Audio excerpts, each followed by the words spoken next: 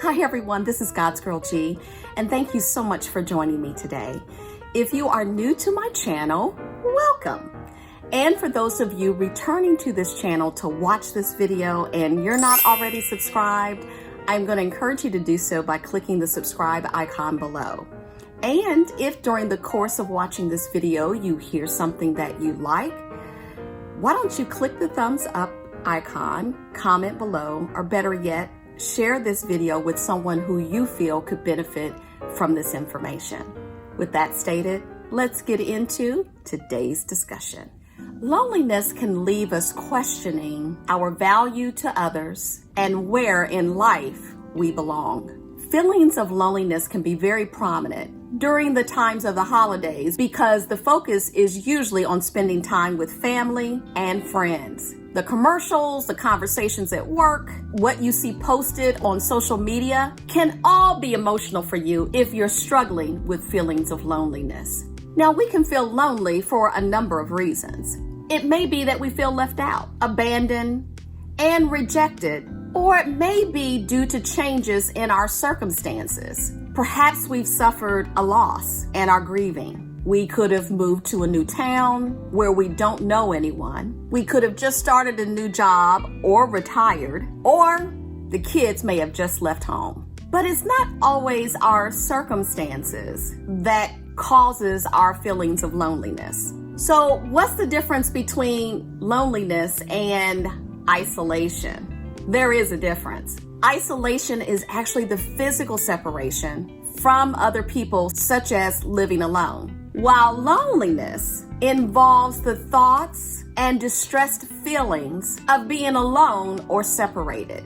So what is loneliness? Most everyone has experienced feelings of loneliness on one occasion or another. You can feel lonely in any circumstance, at any age, even when you're surrounded by people, even when you're in a relationship, or when you have many friends and acquaintances. Loneliness is the soul feeling isolated from meaningful human connections, feeling misunderstood, out of place, and so forth. Loneliness is the want of intimacy. It's a manifestation of the absence of intimate connection, not the absence of people in our lives. This is why you can be surrounded by people and feel utterly alone. Loneliness must be seen as an inward view of self, not something someone would know just by looking at you. It's a feeling and perspective of self that can wreak havoc on the body and brain if not appropriately dealt with. So what does the Bible say about loneliness? First, there's the creation of Adam. One of the first issues that God deals with in his creation is loneliness. In Genesis chapter 2, verse 18, we see God recognizing that there's a problem. It says, "It's not good for the man to be alone," referring to Adam. Why did God not think it was good for him to be alone? Companionship is better than riches. We want to share our successes with others and have someone lift us up when we fall. 2, there's the life of Jesus. When we look at the life of Jesus, we see many examples of being alone and loneliness. Jesus was not afraid to be alone. He often withdrew to lonely places to be alone. It's good to have moments of solitude so we can pray and reflect. But we should not isolate ourselves from people completely. And next, there's the life of David. Psalms 22 brings to us another example of loneliness in the Bible. David also knew what it was to be rejected and alone, and often brought his thoughts to God in the Psalms. For example, in Psalms 38, David speaks of his loneliness due to sin. "My loved ones and friends stand back from my affliction, and my relatives stand at a distance." Now, at the end of this psalm, he cries out to God not to abandon him. He says, "Lord, do not abandon me. My God, do not be far from me. Hurry to help me, my God, my salvation." Now, there are 3 different types of loneliness that, for the sake of this video, that I want to speak about. First, there's existential loneliness. It is the sense of longing that cannot be achieved through any type of social interaction. It is this type of spiritual loneliness related to a person's existence. This type of loneliness can only be solved through connection with God, the creator of all things. Social interaction will not solve this type of loneliness. Only God can. 2, there's emotional loneliness. This type of loneliness arises from a feeling that you lack relationships or attachments. It can be felt when you need someone to talk to about something going on in your life, but feel that there's no one available to contact. Now, emotional loneliness can be heightened if you've lost a loved one who was your person to talk to. You might experience emotional loneliness when everyone but you has a romantic partner in your group. If your heart has broken, you might feel lonely for the person who has moved out of your life. And the third type of loneliness is social loneliness. This type of loneliness occurs when you don't feel a sense of belonging to a group beyond yourself.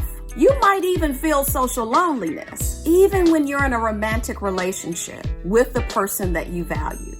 If you don't have a wider circle of social support, you may feel that you or you and your partner don't have a group with whom you belong. So now that I've talked about what loneliness is, what the Bible says about loneliness, and the different types of loneliness, now, how do we fix it? How do we solve it? So I want to provide you with 4 foundational steps to deal with loneliness. First, you have to admit that there's a problem. You're lonely. Only after you acknowledge that you're lonely can you take the necessary steps to deal with it. 2, consider the causes.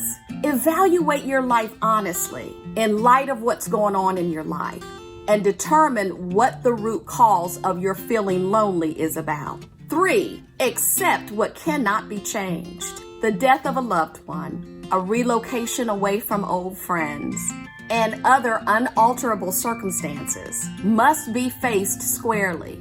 God can use transitions in our lives to open up new doors to new experiences, but we must be willing to let go of the past and move on. 4, alter what can be changed. Many of the causes of loneliness can be overcome, regardless of the reason for your loneliness. You owe it to yourself to take measures that will meet the problem head on. Now, here are my considerations for overcoming loneliness. 1, trust in the Lord and seek a meaningful connection with Him. The first thing to do when you feel that you're struggling with feelings of loneliness is to turn to God. As I said previously, sometimes we are lonely because our connection to God the Father is lacking. So make sure you're satisfied in your connection with Him. God is faithful no matter how you feel, no matter if everyone leaves you, no matter how alone you are, He's there. He loves you more than you could ever possibly comprehend. Seek Him and you will personally experience His love for you. 2, get a vision for the heavenly things. There are words of promise and kindness in the Bible, words about God's heart toward us. These Bible verses about loneliness speak of its healing. When reading them, dwell on the words. It can change your mind about being all alone in the world. I know sometimes we feel what we need most is human companionship. But don't fill your loneliness with meaningless and empty things that play on your soul and intensify your isolation. Even things that are not necessarily evil can actually harm you by the reactions that they cause in you. Seek for heavenly fulfillment instead of looking for it in earthly things. The earthly things will pass away.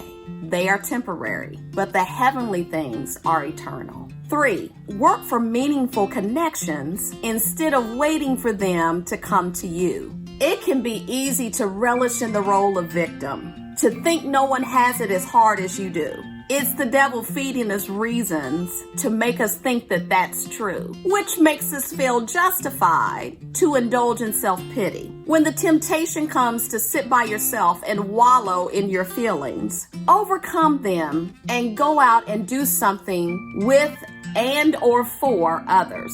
This builds love, unity, brotherhood, sisterhood, and fellowship. So whatever the cause of loneliness, for the Christian and anyone else who calls upon the name of God, the cure is always the same: the comforting fellowship of Christ. That loving relationship with our Creator has reassured and encouraged countless thousands who find their self in the same predicament. He is a friend who sticks closer than a brother. He lays down his life for his friends, and he promises never to leave us or forsake us, but to be with us until the end of the age. Thank you so much for joining me today. And don't forget to subscribe, like, comment, and share. Bye.